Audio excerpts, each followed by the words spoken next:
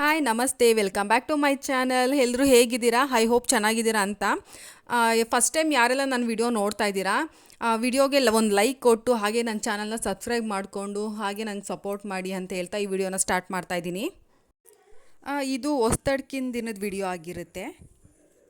ನನ್ನ ಮಕ್ಕಳಂತೂ ತುಂಬಾ ಖುಷಿಯಲ್ಲಿ ಓಡಾಡ್ತಿದ್ರು. ನಮ್ಮಮ್ಮ ನನ್ನ ತಂಗಿ ಬಂದರು ಅಂತ. ನಿನ್ನೆ ಅವ್ರ ಮನೆಗೆ ಹೋಗಿದ್ದೋ, ಅಲ್ಲೂ ಅಷ್ಟೇ ಹಾಗೆ ಖುಷಿಯಲ್ಲೇ ಓಡಾಡ್ಕೊಂಡು ಆಟಾಡ್ಕೊಂಡಿದ್ರು ಅವ್ರ ಜೊತೆ ಎಲ್ಲ.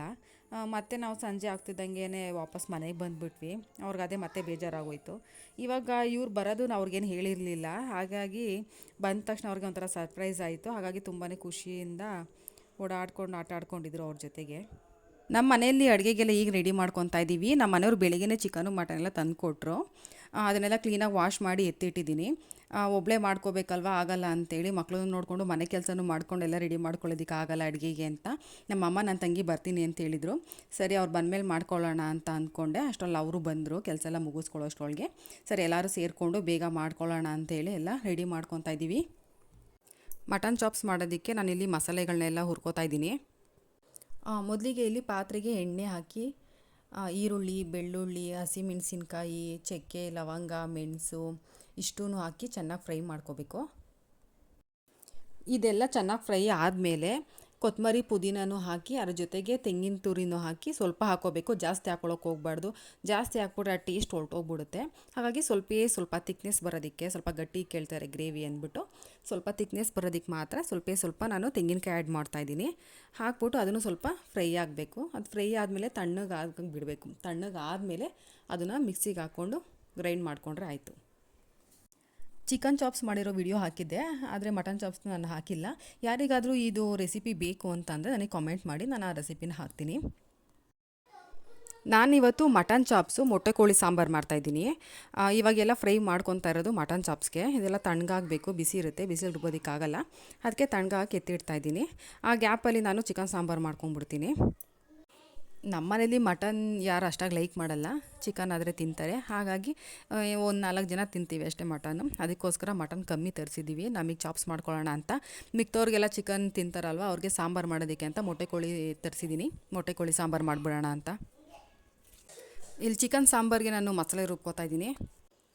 ಈರುಳ್ಳಿ, ಕೊತ್ತಂಬರಿ, ಪುದೀನ, ಶುಂಠಿ, ಬೆಳ್ಳುಳ್ಳಿ, ಚಕ್ಕೆ, ಲವಂಗ, ಮೆಣಸು, ಹಸಿಮೆಣಸಿನ್ಕಾಯಿ ಇಷ್ಟನ್ನು ಹಾಕಿ ಸ್ವಲ್ಪ ನೀರು ಹಾಕಿ ಗ್ರೈಂಡ್ ಮಾಡ್ಕೊತೀನಿ. ಚೆನ್ನಾಗಿ ನುಣ್ಣಗೆ ರುಬ್ಕೋಬೇಕು. ಆ ಥರ ರುಬ್ಕೊಂಡ್ರೆ ಅದು ಸಾರು ಟೇಸ್ಟ್ ಚೆನ್ನಾಗಿರಲ್ಲ, ಮತ್ತು ಸಾಂಬಾರು ಒದಗೋದು ಇಲ್ಲ. ಹಾಗಾಗಿ ನುಣ್ಣಗೆ ರುಬ್ಕೋಬೇಕು. ಅದು ಮಸಾಲೆ ರೆಡಿ ಆಗೋಷ್ಟರಲ್ಲಿ ನಾನು ಚಿಕನ್ನ ಫ್ರೈ ಮಾಡ್ಕೊಳ್ಳೋಣ ಅಂತ ಇಲ್ಲಿ ಕುಕ್ಕರ್ ಇಟ್ಟಿದ್ದೀನಿ. ಕುಕ್ಕರ್ಗೆ ಎಣ್ಣೆ ಮತ್ತು ಚಿಕನ್ನು, ಅರಿಶಿನ, ಉಪ್ಪು ಇಷ್ಟನ್ನು ಹಾಕಿ ಚೆನ್ನಾಗಿ ಫ್ರೈ ಮಾಡ್ಕೋಬೇಕು.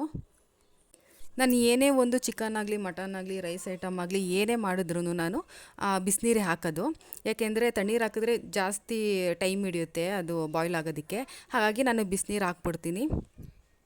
ಹಾಗಾಗಿ ಅಲ್ಲಿ ಬಿಸಿನೀರು ಕಾಯೋದಕ್ಕೆ ಇಟ್ಟಿದ್ದೀನಿ. ಈಗ ಚಿಕನೆಲ್ಲ ಹಾಕಾಯ್ತು, ಅದನ್ನೆಲ್ಲ ಒಂದು ರೌಂಡ್ ಮಿಕ್ಸ್ ಕೊಟ್ಟೆ.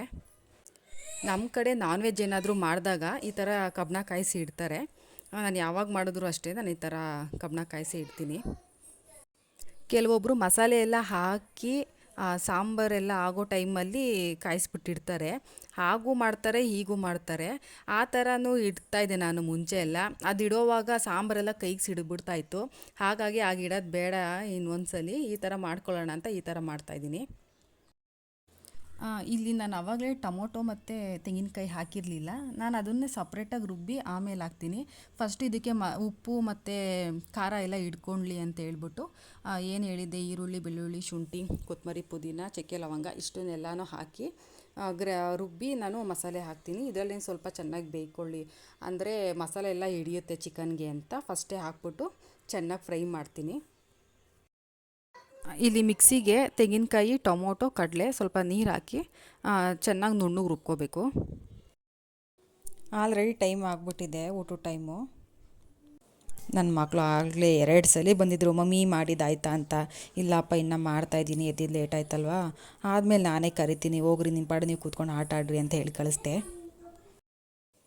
ಅವ್ರಿಗೆ ಹಂಗೆ ಹೇಳಿದ್ದೆ ತಡ, ಸರಿ ಆಯಿತು ಅಂತ ಹೊರಟ್ಬಿಟ್ರು. ಮನೇಲಿ ಯಾರೂ ಇರಲಿಲ್ಲ ಅಂತಂದರೆ ಅವರು ಬಂದು ನನಗೆ ಅದು ಇದು ಮಾತಾಡಿಸ್ತಾ ಇರ್ತಾರೆ. ಅಡುಗೆ ಮಾಡೋಕ್ಕೆ ಬಿಡಲ್ಲ, ಕೆಲಸ ಏನೂ ಮಾಡೋಕ್ಕೆ ಬಿಡಲ್ಲ ನನಗೆ. ಮನೇಲಿ ಈಗ ನಮ್ಮ ಅಮ್ಮ ಬಂದಿದ್ದಾರೆ, ನನ್ನ ತಂಗಿ ಬಂದಿದ್ದಾಳಲ್ವ, ಹಾಗಾಗಿ ಅವ್ರ ಜೊತೆಗೆ ಆಟ ಆಡ್ಕೊಂಡು ಇದ್ಬಿಡ್ತಾರೆ. ಅವ್ರಿಗೆ ನನ್ನ ಅವಶ್ಯಕತೆ ಇರಲ್ಲ. ಸರಿ ಆಯಿತು ಮಮ್ಮಿ, ನಿನ್ನ ಪಾಡು ನೀನು ಕೆಲಸ ಮಾಡ್ಕೊತ ಅಡುಗೆ ಮಾಡ್ಕೊತ ಆರಾಮಾಗಿ ಇದ್ಬಿಡ್ತಾರೆ. ಈಗ ಹೊಟ್ಟೆ ಹಶು ಆಗ್ತಾ ಇರೋದಕ್ಕೆ ಬಂದು ಕೇಳಿದ್ರು ಅಷ್ಟೇ. ಅದು ಬಿಟ್ಟರೆ ಅವ್ರು ಮತ್ತೆ ನನಗೆ ಬಂದು ಏನು ಕೇಳೋದು ಇಲ್ಲ, ಏನು ಮಾತಾಡೋದು ಇಲ್ಲ. ಚಿಕನ್ ಎಲ್ಲ ಫ್ರೈ ಆಗಿದ್ದಾಯಿತು. ಇವಾಗ ಇದಕ್ಕೆ chicken masala 2 packet chicken masala ಹಾಕ್ತಾಯಿದ್ದೀನಿ. ಸ್ವಲ್ಪ ಒಂದು 2 ಸ್ಪೂನ್ ಆಗುವಷ್ಟು ಧನಿಯಾ ಪುಡಿ, ಸ್ವಲ್ಪ ರುಚಿಗೆ ತಕ್ಕಷ್ಟು ಉಪ್ಪು ಹಾಕ್ಕೊತಾ ಇದ್ದೀನಿ. ಮುಂಚೆನೇ ಚಿಕನ್ ಬೇಯೋದಕ್ಕೆ ಹಾಕಿದ್ದೆ, ಈಗ ಒಂದು ಸ್ವಲ್ಪ ಮಸಾಲೆ ಎಲ್ಲ ಹಾಕಿದ್ನಲ್ವ, ಹಾಗಾಗಿ ಈಗ ಒಂದು ಸ್ವಲ್ಪ ಮಸಾಲೆಗೆ ಅಂದ್ಬಿಟ್ಟು ಉಪ್ಪು ಆ್ಯಡ್ ಮಾಡ್ತಾಯಿದ್ದೀನಿ.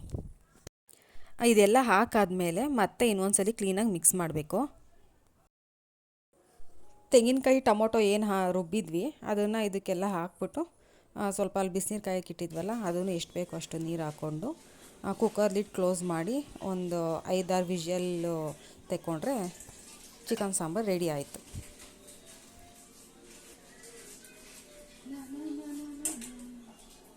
ಏನು ಮಾಡ್ತಿದ್ದೀರಿ? ಯಾರು ಒಬ್ರು ಉಸಿರೇ ಇಲ್ಲ. ಸೋನು ಏನು ಮಾಡ್ತಿದ್ದೀವಿ? ಮಾತಾಡ್ತಿರಲ್ಲ, ಒಬ್ಬಳೇ ನಾನು ಮೂಗಿತಾರಲ್ಲ ಅಡುಗೆ ಮಾಡ್ತಾ ಇದ್ದೀನಿ.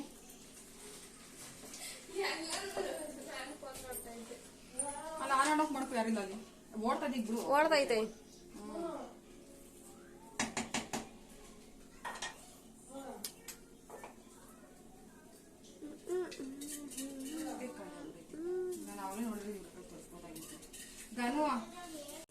ಚಿಕನ್ ಸಾಂಬಾರು ರೆಡಿ ಆಯಿತು. ಇವಾಗ ಮಟನ್ ಚಾಪ್ಸ್ ಮಾಡೋದಕ್ಕೆ ಕುಕ್ಕರ್ಗೆ ಎಣ್ಣೆ ಮತ್ತು ಮಟನ್ ಎಲ್ಲ ಹಾಕ್ಬಿಟ್ಟು ಇಲ್ಲಿ ಫ್ರೈ ಮಾಡ್ಕೊಂಡಿದ್ದಾಯಿತು. ಫ್ರೈ ಮಾಡಿಕೊಂಡು ಆವಾಗಲೇ ಏನು ತಣ್ಣಗಾಗಿ ಇಟ್ಟಿದ್ವಿ ಮಸಾಲೆ, ಫ್ರೈ ಮಾಡಿದ್ದೆಲ್ಲನೂ ಮಸಾಲೆ ಎಲ್ಲ ಹಾಕಿ ಸ್ವಲ್ಪ ಮಿಕ್ಸ್ ಕೊಟ್ಟು ಉಪ್ಪು ಹಾಕಿ ಮಿಕ್ಸ್ ಕೊಟ್ಟು ಅದನ್ನು ಒಂದು 5-6 ವಿಷಲ್ ತೊಗೋಬೇಕು.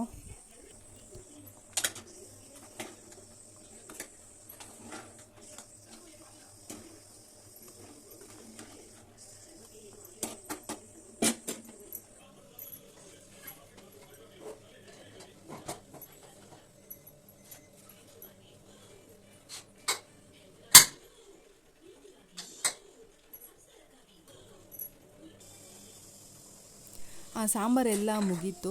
ಇಲ್ಲೊಂದು ಸ್ವಲ್ಪ ಎಲ್ಲ ಗಲೀಜಾಗಿರುತ್ತಲ್ವ, ಮಸಾಲೆ ಎಲ್ಲ ರುಬ್ಕೋಬೇಕಾದ್ರೆ ನೀರು ಎಲ್ಲ ಬಿದ್ದಿರುತ್ತೆ, ಹಾಗಾಗಿ ಅದೆಲ್ಲ ಕ್ಲೀನ್ ಮಾಡ್ಕೊಂಬಿಡೋಣ, ಆಮೇಲೆ ಮುದ್ದೆಗೆ ಇಟ್ಕೊಳ್ಳೋಣ ಅಂದ್ಬಿಟ್ಟು ಎಲ್ಲ ಕ್ಲೀನ್ ಮಾಡ್ಕೊತಾ ಇದ್ದೆ. ತುಂಬಾ ಸೆಕೆ ಆಗ್ತಾಯಿತ್ತು. ಸ್ಟವ್ ಮುಂದೆ ನಿಂತ್ಕೊಂಡು ಅಡುಗೆ ಮಾಡೋಕ್ಕಂತೂ ಆಗ್ತಾನೆ ಇರಲಿಲ್ಲ ಈ ಬಿಸಿಲಲ್ಲಿ. ಕಿಟಕಿ ಬೇರೆ ಕ್ಲೋಸ್ ಆಗಿತ್ತು, ಓಪನ್ ಮಾಡಿರಲಿಲ್ಲ ನಾನು. ಓಪನ್ ಮಾಡಿದ್ರೆ ತುಂಬಾ ಬೆಳಕು ಬರ್ತಾ ಇರುತ್ತೆ, ವಿಡಿಯೋ ಕವರ್ ಆಗೋಲ್ಲ. ಅದಕ್ಕೋಸ್ಕರ ನಾನು ಕಿಟಕಿ ಕ್ಲೋಸ್ ಮಾಡಿಬಿಟ್ಟಿದ್ದೆ, ಹಾಗಾಗಿ ತುಂಬಾ ಸೆಕೆ ಆಗ್ತಾಯಿತ್ತು. ಫೈನಲಿ ಅಂತೂ ಇಂತೂ ಎಲ್ಲ ಮುಗಿಸ್ಬಿಟ್ಟೆ ಅಡುಗೆ ಕೆಲಸ ಎಲ್ಲ. ಇದು ಮಟನ್ ಚಾಪ್ಸು ತುಂಬಾ ಚೆನ್ನಾಗಿ ಬಂದಿದೆ, ಮಾತ್ರ ಸಖತ್ತಾಗಿತ್ತು ಟೇಸ್ಟು. ಇದು ಮೊಟ್ಟೆ ಕೋಳಿ ಸಾಂಬಾರು, ಇದು ಅಷ್ಟೇ ತುಂಬ ಚೆನ್ನಾಗಿರುತ್ತೆ. ಈ ವಿಡಿಯೋ ಇಷ್ಟ ಆಗಿದ್ದರೆ ಹಾಗೆ ಹೋಗಿಬಿಡಿ, ಒಂದು ಲೈಕ್ ಕೊಟ್ಟು ಈ ವಿಡಿಯೋ ಹೇಗಿತ್ತು ಅಂತ ಕಾಮೆಂಟ್ ಮಾಡಿ, ಹಾಗೆ ನನಗೆ ಸಪೋರ್ಟ್ ಮಾಡಿ. ನೀವು ಸಪೋರ್ಟ್ ಮಾಡಿದಷ್ಟು ಇನ್ನೂ ನನಗೆ ಹೆಚ್ಚು ವಿಡಿಯೋಗಳನ್ನ ಮಾಡೋದಕ್ಕೆ ಅನುಕೂಲ ಆಗುತ್ತೆ. ನೆಕ್ಸ್ಟ್ ವಿಡಿಯೋನಲ್ಲಿ ಸಿಗ್ತೀನಿ ಅಂತ ಹೇಳ್ತಾ ಈ ವಿಡಿಯೋನ ಇಲ್ಲಿಗೆ ಎಂಡ್ ಮಾಡ್ತಾಯಿದ್ದೀನಿ. Thank you.